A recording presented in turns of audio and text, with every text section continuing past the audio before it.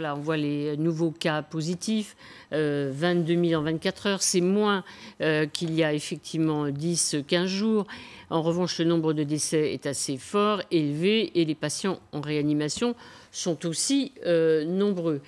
Il y a des transferts, on le voit, depuis quelques jours. Ce qu'on avait connu pendant le premier confinement, hein, de malades d'une région à l'autre ou de France vers l'Allemagne, ce qui est le cas de ce qu'on voit pour Roubaix dans le Nord, ils vont être soignés en Allemagne. Ce sont les chiffres qui vont déterminer les choix du gouvernement, ce que disent les médecins. Avant de déterminer quels chiffres, d'abord il faut rappeler ce que cas positif ne veut pas dire contaminé et veut dire asymptotique, etc. 9 sur 10, non mais je veux dire, il faut le rappeler, parce qu'on voit cas positif, on dit ça y est, il y a un carnet malade. Deuxièmement et surtout, franchement, il faut arrêter. Moi, j'ai juste une recommandation personnelle aux téléspectateurs de LCI, regardez le film Hold Up. Regardez Hold Up. C'est un film de 2h40 qui a été fait par 3 journalistes chevronnés. Allez le voir, voyez ce qui se passe. Après, vous pouvez en discuter, être pour, être contre, dire que c'est ceci, que c'est cela. C'est un film passionnant. Parce qu'il montre en tout cas une chose, c'est que cette gestion, je répète et je le dis ici chez vous, cette gestion a été catastrophique de bout en bout et elle continue de l'être. Parce que, pardon... Juste en France, pardon, Hold Up, c'est... Non, c'est mondial. C'est mondial. Enfin, c'est mondial, non, ce n'est pas du tout sur la France. Il y a sur l'OMS, sur ce qui s'est passé aux USA, etc., etc. C'est un film, mais vraiment, je le recommande parce que c'est un film de journalistes et c'est une véritable enquête. Allez voir et puis après, vous ferez votre opinion.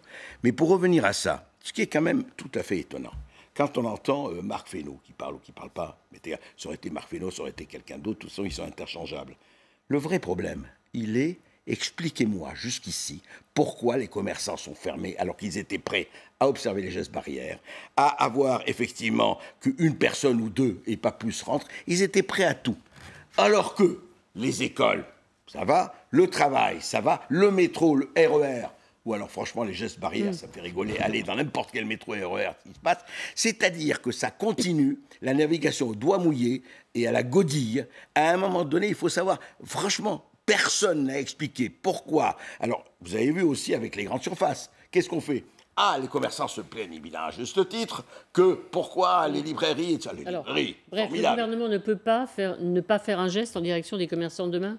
Le gouvernement ne peut pas rester dans ce 2 poids et 2 mesures mortifère et absurde. Donc, il faut qu'il fasse quelque chose. Il faut qu'il montre qu'il ne navigue pas à... Non, mais en plus, c'est grave, qu'il ne navigue pas en fonction de la réaction de tel ou de tel ou de tel. C'est quand même formidable. Les librairies sont fermées. En revanche, le reste, open bar. Faut quand même... Et puis, attendez, pardon. Je tiens à vous dire, Jean-Yves Le Drian, il a permis pour l'élection de la Côte d'Ivoire... Il y avait 15 000 Ivoiriens réunis. Alors stop, je vous arrête tout de suite, André, vous allez accepter. Regardez, Donald Trump. Nous sommes soumis à des pressions contradictoires. Le gouvernement est soumis à des pressions contradictoires. D'un côté le sanitaire, de l'autre l'économique et enfin l'humain. Donc il faut tenir en compte, on dit tout souvent les 2 premiers termes, mais pas le 3e. Or, on ne sauvera pas les vies humaines sans humanité. Donc, si on ne tient pas compte de ces 3 points, et c'est très difficile, c'est pour ça que je vous trouve un peu, oui, vous trouvez caricatural, vous l'avez dit, mais enfin, là, ce que vous venez dire, vous dites tout et son contraire. C'est très joli. Non, pardon, Nicolas. C'est très joli de dire. Je modère. Non, mais l'humain, l'humanité, tout ça, qu'est-ce que ça veut dire ? Ça veut dire, vous venez de dire vous-même que les commerçants, les petits commerçants, étaient prêts et sont prêts à observer tous les gestes barrières. Ils n'ont pas fait, Non, mais il faut à un moment donné... Non, mais est-ce qu'il peut y avoir un problème politique réellement ? Je reviens sur la question. Ils sont très en colère. Ils ont fait des gestes. Ils ne sont pas entendus. À côté de ce qui risque de se passer, pardon, je ne veux pas jouer les prophètes de catastrophe, mais les gilets jaunes, ce sera de la paroisse. De la paroisse, ça n'a rien à faire avec les gilets jaunes. Ça va beaucoup plus loin. Si vous empêchez des gens de travailler, c'est pas parce que vous allez leur donner... Regardez, quand par exemple, c'est très intéressant, on va aider les petits commerçants, par exemple, il dit aux bailleurs, vous avez vu, aux propriétaires des murs, écoutez, pendant 1 mois, ne faites pas payer les petits commerçants leur bail et on vous donnera 30%. Ça va résoudre quoi ? On sait très bien que la planche à billets marche, mais beaucoup plus vite que n'importe quelle usine Stakhanovich de Chine. Mais le problème, c'est que quand les gens ne savent pas ce qu'ils vont devenir, quand on ne leur donne pas une porte de sortie, quand on ne leur donne pas, en tout cas, un espoir, eh bien, qu'est-ce qu'ils vont faire ? Eh bien, ils vont descendre dans la rue. À un moment donné, je ne le souhaite pas, mais à un moment donné, ils vont dire, attendez, vous êtes bien gentils, vous avez des gens qui sont là, qui sont tranquilles, et nous, on va devenir quoi? Et vraiment, moi, je ne veux pas parler des librairies, on connaît, moi, mais je ne veux pas défendre parce que je suis écrivain, etc., on s'en fout.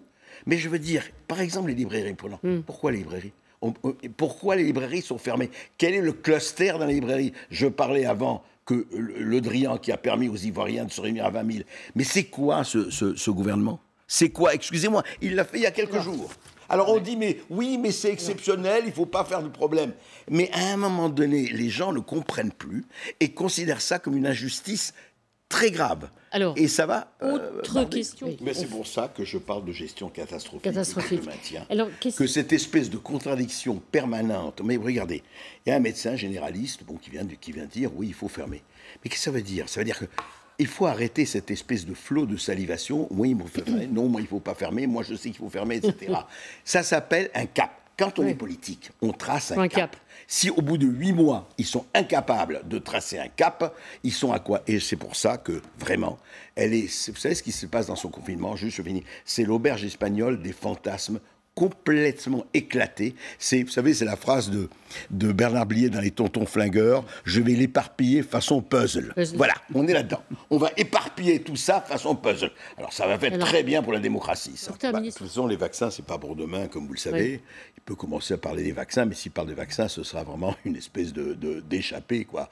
Je veux dire, je veux pas parler. Donc vous attendez quelque chose du Premier ministre. Quand il parle, un Premier ministre, il annonce quelque chose. Il ne fait pas juste un plan d'étape. Mais écoutez, vous savez ce que c'est? C'est dans la vieille... Écoutez, politique je vais vous et communication. Une petite chose rapidement. Dans l'armée italienne, la France est comme l'armée italienne. Oui. Voilà comment ça se passe. Macron lui dit avanti, personne ne bouge. Avanti, personne ne bouge. Et après on l'entend, il dit che bella voce. Et ben voilà, ce sera la bella voce de M. Castex. On peut quand même penser qu'il y a aussi l'enjeu de Noël qui a été mis en avant très vite. Donc, mais simplement, il ne faut pas le voir comme c'est annoncé. Je veux dire, il ne s'agit pas de dire on va vous supprimer Noël, etc. Mais de dire on va tester un maximum et comme ça vous pourrez faire Noël. Je veux dire avec des enfants qui auront été testés précédemment. Mais ça peut s'organiser. Je veux dire simplement, il faut s'y préparer. Noël en Skype.